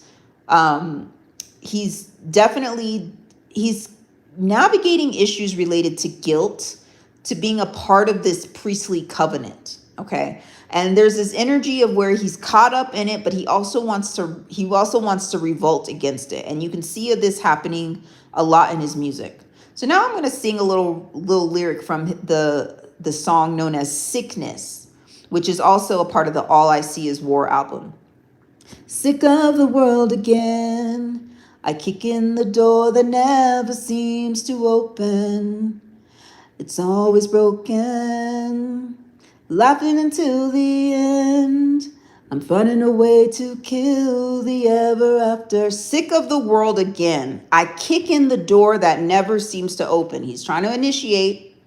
He's getting gatekeeping energy. So here's the thing, Jacobite Moors, even y'all XY chromosomes, sometimes these little priestly covenants that you're a part of, they're not working for you either. LaJean Witherspoon is a really good example of that. He has initiated frequencies in his chart. He has the covenant in his chart. He has the priesthood in his chart. And even he's getting a hard time with initiating. It's like that frequency of that Michael Jackson song, what they call, what is it? They don't really care about us. All I really know is that they don't really care about us. Even Michael Jackson, they put Michael Jackson through it. You think Michael Jackson's just sitting pretty? Not necessarily. So, one thing that a lot of folks with Moorish ancestry that have been chosen to uphold certain covenants, y'all are going to be contending with your ancestry, and y'all really going to have to ask yourselves a question. You're holding up all of these secrets for who? If the shoe was on the other foot, would these same priesthoods be making themselves uncomfortable on your behalf? Most likely they wouldn't. So why are you upholding the covenant? LaJean Witherspoon knows. He says, sick of the world again. I kick in the door that never seems to open. It's always broken. Laughing until the end. I'm finding a way to kill the ever after. He does not want to reincarnate again.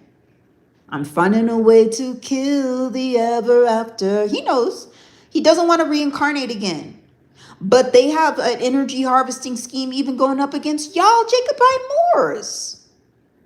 So who's really safe from this? Your own construction, your ancestors' own construction has you in a hell state. More of y'all going to be waking up to this. And y'all can choose. Y'all don't have to keep the covenant is what I'm trying to tell y'all. Y'all don't have to. There are other ways. There are other avenues. This is why the original Americans, the original indigenous folks in the Americas were fighting so hard against the one God religions and kicked y'all asses out. Because it limits opportunity. It limits freedom for everyone. You too. You caught up in your own bindings. You created the bindings and now you're caught up in them as well. Now let's go. I'm telling you, LaJean Witherspoon told on the Jacobite Moors in this album and in another one too. Here's the song called Not Original. Look, he He really talked about it. He said, no matter how I cling to life, I'm not fooling anyone. No matter how I cling to life, I'm not fooling anyone. I'm not original anymore. I'm not original anymore. See, Moors, and that's what he said, anymore. Moors want to act like they're original. Like that they're the first be all end all. It's a part of this whole one God psychosis that's been going on with the Moors. But even he's telling on himself. He knows he's not original. He knows that the shoe is going to drop. He's covering himself right now. He put out this album to cover himself. And he tells on the Moors further. He says, and when the well is dead and dry, I'll keep begging you to start a war. I'm not original anymore. So basically, when all the chips fall down, I'm going to at least try to get y'all to start a war. Y'all should war on each other. So that way you can not see that I'm not original. Okay. Now you might be like, okay, well, how do we know that this is connected to the Moors? I'm going to bring in another frequency. I'm going to bring in the frequency of, y'all remember, I don't know this. I'm getting real alternative with it.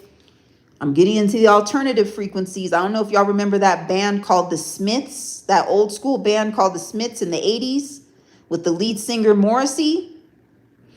And in that, so here we have the Smiths. Okay, I did a whole download on the ancient Smiths and how that connects back to the Moors. Okay, so you can look at the lives for that. So they're already calling themselves out with the name of the group being the Smiths. Then the lead singer of the group is called Morrissey. Okay, so it's a Moor situation on top of a Moor situation. I don't know if y'all remember that song, How Soon Is Now, but in that song he goes, I am the sun and the air of a shyness that is criminally vulgar. I am the sun and air of nothing in particular. So, you know, I am the sun and air of nothing in particular.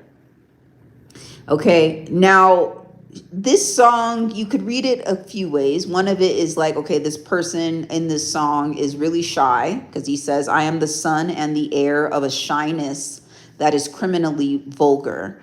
But another way to decipher the word shy is it can mean to throw or fling. So it could actually be a warfare tactic as well. Of a shyness, of a way of throwing that is criminally vulgar. I am the sun and air of nothing in particular. When you change the meaning of the word shy, it changes that whole lyric. All of a sudden, it means that somebody became the sun and the air through warfare, but they're the sun and air of nothing in particular. Just saying. That's the Smiths, Morrissey. How soon is now? You shut your mouth, how can I say? I go about things the wrong way. Love me some of the Smiths, by the way, and Morrissey. I love me some Morrissey. Okay, so now we're going to go into the frequencies of another album that Seven Dust did, LaJohn Witherspoon, Jacobite Moore. Now, he really told on himself in this song. This album was just released this year. It's called One. And this one is called We Won. So, in this song, he says, I can be deceit with a godless plan. Slaughter you like sheep with blood on my hands. Yo, he's a devout Christian. If you were to look at his interviews, he's a devout Christian. He likes to donate to the homeless and all that kind of stuff. He just said, I can be deceit with godless plan. Slaughter you like sheep with blood on my hands. Cleanse me now in the war and suffering. Do you ever think about what's coming? Can't believe the sky is falling. All we ever do is run. Okay, so it's like, can't believe the sky is falling. All we ever do is run. We run. We run. We run. Nobody ever sees their life as beautiful. We won. We won.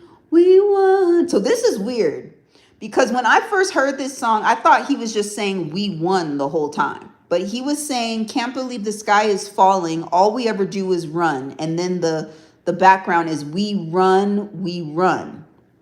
But I thought they were saying we won the whole time. But when he says the lyric, nobody ever sees their life as beautiful, then he says we won, we won. So what is he saying? He's telling on himself and the Jacobite Moors as a whole. He's saying, if we can just make it so that people don't see themselves as valuable or precious, usually that means caught up in certain economic vows, oaths, and agreements, certain covenants. Nobody ever sees their life as beautiful. Now they won. We won. That's the only way they can win. He told him, he told everything. He is struggling. LaJohn Witherspoon is struggling. He's trying to initiate. He's trying to reach his 22. And he's getting stopped at the gates, even him. He should be one that makes it easy. Look, they don't care about y'all. All I really know is that they don't really care about us. Not even Michael Jackson, to be honest. Intel I got is that he got stopped at the gates as well. Okay, but that's another story. So what do we do about this? Okay, now I'm speaking to the feminine, all right? This is the parthiogenic creatrix, you know? Well, how do you navigate this? Well, you become game maker, all right? So we're going to bring in the frequencies of Inanna into the mix, okay? And, you know, she had a lot to say. So this is from my book, this is called Inanna's Love Letters, okay? So she had a lot to say about this whole twin flame program and the Isis and the Osiris and all that kind of stuff. Okay. And about how that's an energy harvesting. And when I was channeling these frequencies, that's when I was really understanding that I needed a 360-degree experience and that I was currently experiencing more of a half circle. It was channeling these frequencies of Inanna, these Sumerian frequencies, that helped me get there, you know. And as much as Inanna isn't necessarily a parthiogenic goddess, she was doing her best to stay in her sovereignty as best as she could, okay? So she says, you were told that Isis searched the lands, gathering the broken pieces of Osiris, 14 fragments, scattered, hidden. You were told this was devotion. You were told this was sacred love. You were told this was what made her great. But I will tell you that what they did not say was while she was gathering him, she was being divided. Every step she took to restore him pulled her further away from herself. Every piece she retrieved was a piece she did not reclaim within her own field. So a lot of y'all have been caught up in these ISIS programs. And what's going to be happening in your particular scripts is it's going to be written in your astrology to be destiny swapped by your partners, by your sons, by male members in your families. Not only males, okay, there's also going to be a strong karmic feminine frequency that you'll navigate. I'm not focusing on that. I already went in on that on the last live. I'm focusing on XY. I'm focusing on my line brothers today, okay? Because I'm multidimensional like that.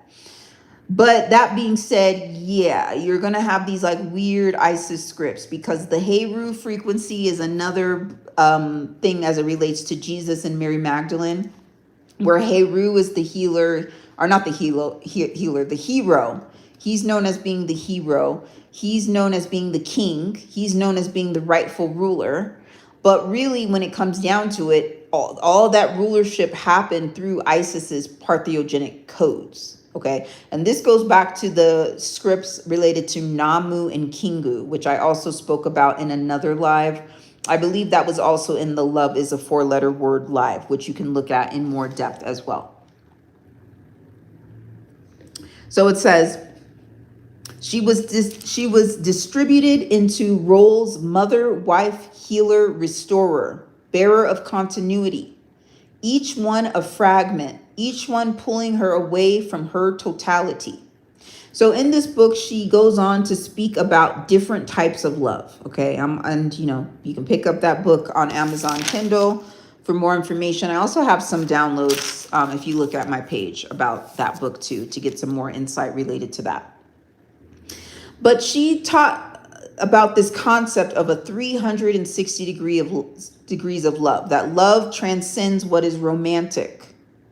Sometimes love is going to mean you looking at a being who is acting as your enemy and loving them from a 360 degree perspective. And sometimes that's going to mean a form of, if somebody's vamping off of you, and if all they know is vampirism, well, you meet them at that same frequency to retrieve any codes that were forgotten during that process. Another word for this is what's known as the succubus current. Okay, this goes into the frequencies of Lilith, all right? And a lot of times this is very demonized, I understand. I did a download on my archetypes playlist that you can find going more in depth about what the succubus current is, okay? It is not just a sex-crazed demon that a succubus is. It's a lot deeper than that. It's actually more of a vacuum cleaner. It's a very grandma, kind of domesticated energy, like restoring order where there's been too much division, where there's been too much taking. That is the ultimate nature of what the succubus current is. And that's why it's been demonized so much. Because there's a lot of beings who know the power of this to restore order. And this is more of what the frequency that's coming onto this planet right now. It's going to be stewarded through a succubus current, black hole type energy. But these priesthoods are very, very scared of this. This is why they've done a lot of movies to scare other people about this too. Okay, so it's usually the closest you can find to this frequency. A lot of times you can find in horror movies. And this is the XY chromosomes imagination of fear getting the better of them. And also wanting to put into the psyche of the collective consciousness to be deathly afraid of the feminine current. This is also why you'll notice that a lot of male occultists are extremely afraid of spiders, because this is a very creator goddess sort of frequency, okay? And it can easily outrank a lot of the grid systems and the structures they've created, that spider current, okay? So they've done a lot even to demonize the spider, all right? You'll notice a lot of male occultists talking negatively about spiders. And even in Bohemian Grove, the signage that they have in the front of their particular institution is weaving spiders, enter not. No, I think it says, weaving spiders, come not here. Of all things, why would the Bohemian Club put that, as their entry, sort of sign? It speaks volumes, okay? It's their fear of this dark feminine frequency that very much outranks them, because it goes back to a time of parthenogenesis. You can also find these fear scripts in things like Stranger Things. That's really what the Upside Down is about, okay? It's this more of this balancing of things through the dark feminine current, but it's being told through the imagination of a priesthood who's afraid of this, okay? So they're going to make the collective consciousness afraid of this as well, or at least try to. You can also find this frequency in the movie called Lucy with Scarlett Johansson. If you look at that movie, that is another frequency of the succubus current, okay? And that's a real thing, in that movie, Lucy basically, and that's also a code for Lucifer, and Lucy is known as being the first human, or the first feminine, okay? So it has that progenitor sort of frequency. But in that particular movie, Scarlett Johansson starts gaining consciousness through this particular drug, and she can't stop. It's kind of like the biting of the forbidden fruit. As she gets knowledge, as she remembers her codes, as she remembers her creational codes, she wants more, she wants more, she wants more consciousness. And she actually starts embodying this kind of succubus current during the movie, okay? And she's actually a threat to certain beings who want to contain her or control her. So it can be a scary energy, especially for beings who are gatekeeping, for sure. But you know what? I'm going to bring in the most PG example I could find on the succubus current. Okay, and this is coming from The Office. So for anybody who's watched The Office with Michael Scott, and we're going to decode Michael Scott as well, because there's an occult reference related to that also that we'll talk about. But let's just, that's the most PG example of the succubus current. So for folks who have watched The Office, okay, it's one of the most popular shows, you know, cultural touchstones of the past 20, 30 years, okay? So, you know, even if for those who still have cable, you could still find Office reruns on cable, you know, like on Comedy Central or whatever. So if you'll remember in The Office, you had the boss, the big corporate executive boss named David Wallace. David Wallace had his shit together. You know, he was handsome. He was a rich guy. Okay. He was kind of a part of that 1% sort of frequency, right? David Wallace. But, you know, Dunder Mifflin, which was the name of this paper company, started going under. All right. And David Wallace lost his job. So he had a very large fall from grace. Here's this guy who's at the apex of his career. He takes a huge tumble. And there's this episode in which Michael Scott even goes to visit David Wallace at his house. And he's trying to, you know, he's thinking about quitting his job. Okay. And he's trying to get some encouragement from David Wallace. He's trying to figure out what happens. David Wallace, he's at a low point. Okay. He's in his creative vibe. All right. He's playing guitar all day. He's hanging out with his son. He's inventing this new invention, which he's calling Suck It. Okay. And in this particular episode, he keeps talking about this invention called Suck It. And he'll say, yeah, I invented this thing. It's called Suck It. Woo, woo. And he keeps imitating this sound of a vacuum. Okay.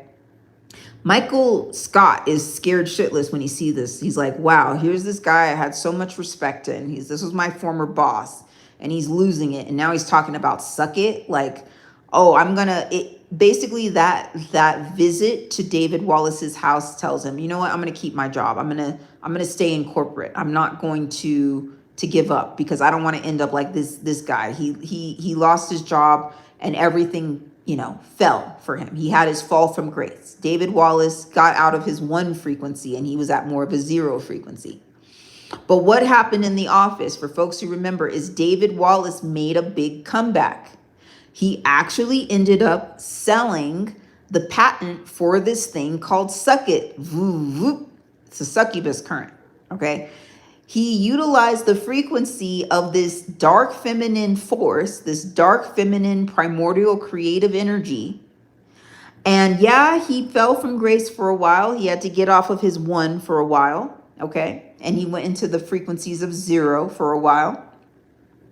But at the same time, he ended up making that same comeback through the succubus current. Okay. That was a code that they brought in that show, The Office. Now, let's talk a little bit about the frequencies of Michael Scott, because for folks who have watched that show, The Office, Michael Scott was a pretty goofy manager. One of the things that he did that was really goofy was he was a magician. He liked going to magic camp. Okay, he liked to play different games with different tricks. Okay, in the show, The Office. What's interesting is this character was actually based upon a real life magician. In the 13th century, there was a man named Michael Scott. Okay, he was a 13th century Scottish scholar and astrologer, and he was a reputed magician. He also was a Moor. He translated a lot of great works in Arabic scholarship into Latin. And he worked with the Holy Roman Emperor as an administrator and as a court astrologer. He was known as being a Merlin type figure. Okay. And there is even a legend of him transforming witches into stone. He was known as being from a place called Toledo, Spain, which is really interesting because there's a Toledo, Ohio. And that whole show, The Office, took place in Scranton, Pennsylvania, which is only about a 6-hour drive from Toledo, Ohio. Okay. So all of that to say, that was a little bit of a tangent. I just wanted to bring up the whole Michael Scott parallel, that he literally was based upon a real life Moorish magician, interestingly enough. Okay. And he did work his magic in that show to have the highest sales. You know, even though he didn't work, he wasn't the hardest worker, he wasn't the most straight edge manager. He utilized kind of more of a magical force or a magical frequency in order to have success in his company. Okay. So they brought in some very occult frequencies, even into that really, the most straight edge show you can think of, The Office. There's some really occult energies. So for folks who are, interested in this concept of initiating, transcending the gatekeeping frequencies, one way you can do this is through the succubus current. You can retrieve your energy, you can retrieve lost information through the succubus current. There is a frequency of destiny swaps happening both ways.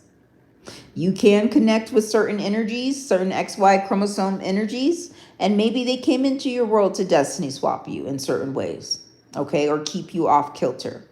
But there is a dark feminine current that you can utilize. That is a wealth current, okay, that can help you to restore order, all right? Order in your world, order in the way you want order to play out. And this is the 360 degrees of love. This is a frequency that is coming into the planet. You're going to see more of it, okay? You're going to see a lot more of it. There is a return of the dark feminine coming onto the planet.